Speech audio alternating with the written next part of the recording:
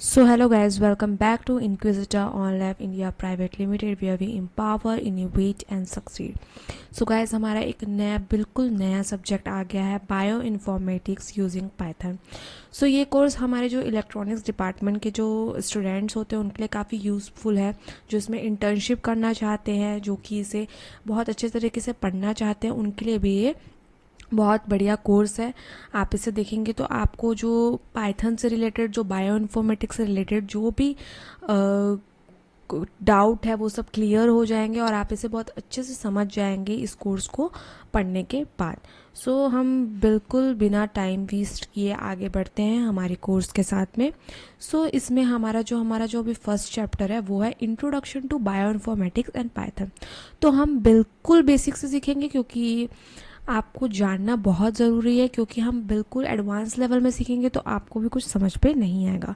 तो हम बिल्कुल बेसिक सीखेंगे. पहले हम ये सीखेंगे कि हमारा जो बायो इन्फॉर्मेटिक्स है वो क्या होता है, देन फिर उसमें हम पाइथन का यूज़ कैसे करते हैं उसके बारे में सीखेंगे. तो चलिए आगे बढ़ते हैं. What is bio informatics. सबसे पहले हम ये समझते हैं कि बायो इन्फॉर्मेटिक्स आखिर होता क्या है. Bio informatics is an interdisciplinary field that combines biology and computer science, mathematics and statistics to analyze and interpret biological data. It plays a crucial role in modern life sciences, enabling researchers to make sense of vast amount of genomic, proteomic and other biological data.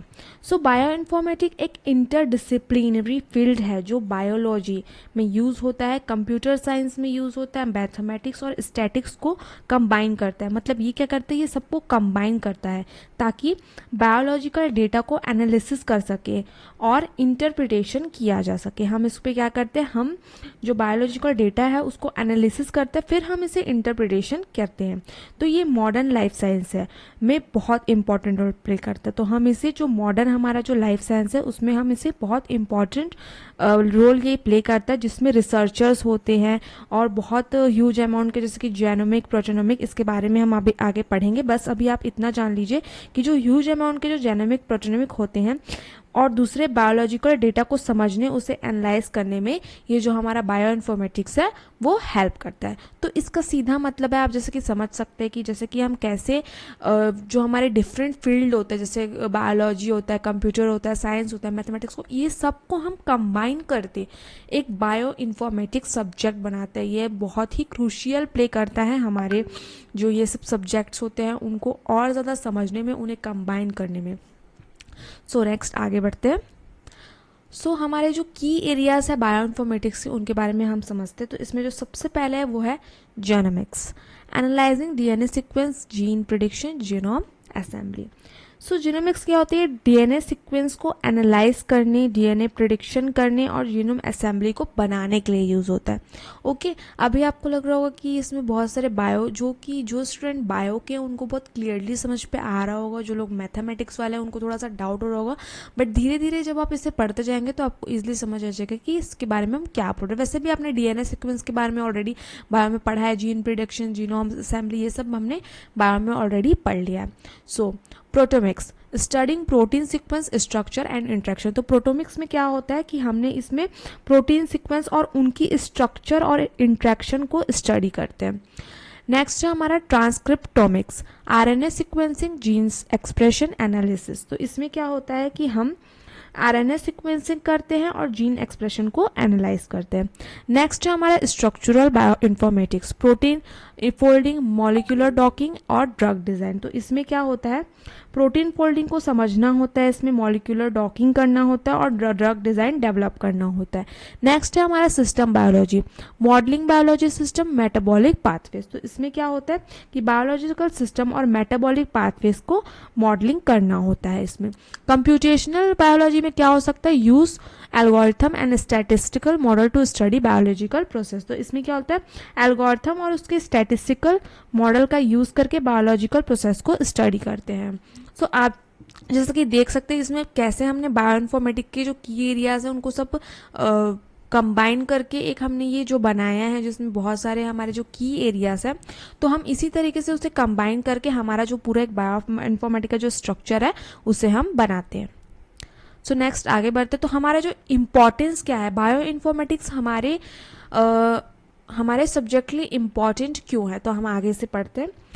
Helps in disease research and drug discovery, तो ये क्या करता है, जो bio informatic disease है वो drug discovery में help करता है, जिसमें डिजीज के जेनेटिक रीज़न को समझने के लिए और नए मेडिसिन डेवलप करने में ये मदद करता है। Okay, enables genome sequencing and innovation, तो ये क्या करता है, बायो इन्फॉर्मेटिक इवोल्यूशनरी स्टडीज हम नेक्स्ट पढ़ते हैं, support evolutionary studies and phylogenetic, तो इसमें क्या होता है कि बायोइन्फॉर्मेटिक्स इवोल्यूशनरी स्टडीज और फाइलोजेनेटिक्स को सपोर्ट करता है, जिसमें डिफरेंट ऑर्गेनिज्म के बीच में रिलेशनशिप और उनकी जेनेटिक हिस्ट्री को स्टडी किया जाता है।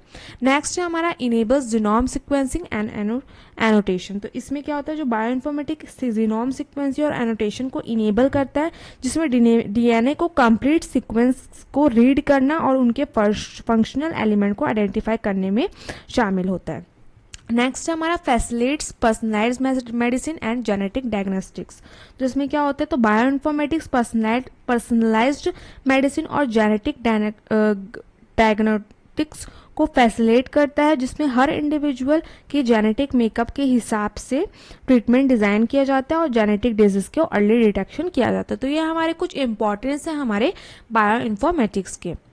So next real world application, तो रियल वर्ल्ड एप्लीकेशन के लिए हम कैसे यूज़ करते हैं बायो इन्फॉर्मेटिक्स को, तो सबसे पहले इसमें human genome project mapping the entire human genome, तो ह्यूमन जीनोम प्रोजेक्ट में क्या होता है, ये पूरा ह्यूमन जीनोम का मैपिंग करना, यानी इंसान के सारे जीन्स और उनकी लोकेशन को आइडेंटिफाई करना और सीक्वेंस करना बताता है। कोविड-19 रिसर्च, कोविड के बारे में तो हमने ऑलरेडी आप सब लोगों ने जाना ही होगा, तो उसके बारे में भी ये हमें बताता है। Tracking viral mutation and vaccine development, तो कोविड-19 रिसर्च में ये क्या करता है, वायरल म्यूटेशन को ट्रैक करता है और वैक्सीन डेवलपमेंट में मदद करता है, जिसमें वायरस को जेनेटिक्स चेंजेस को समझकर इफेक्टिव वैक्सीन और ट्रीटमेंट डेवलप किया जाता है। नेक्स्ट हमारा CRISPR gene editing, identifying target genes for modification, तो इसमें क्या होता है, टारगेट जीन्स को आइडेंटिफाई करता है जिसके ऊपर मॉडिफिकेशन किया जाता है, ताकि जेनेटिक डिसऑर्डर को ट्रीट किया जा सके या डिजायर्ड ट्रेट्स को इंट्रोड्यूस किया जा सके। लास्ट है हमारा cancer genomics, identifying genetic markers for early detection, तो इसमें क्या होता है, जेनेटिक मार्कर्स को आइडेंटिफाई करना जो कैंसर का अर्ली डिटेक्शन में मदद करते हैं, ताकि ट्रीटमेंट जल्दी स्टार्ट किया जा सके और सर्वाइवल रेट इम्प्रूव हो सके। सो गाइज, यहाँ तक कि हमने बेसिक जो बायो इन्फॉर्मेटिक्स की कुछ कुछ एप्लीकेशंस थी, उनके कुछ की एरियाज थे, उनके कुछ इंपॉर्टेंस थे, उनके बारे में पढ़ा है।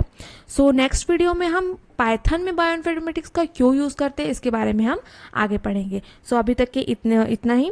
सो थैंक यू गाइज।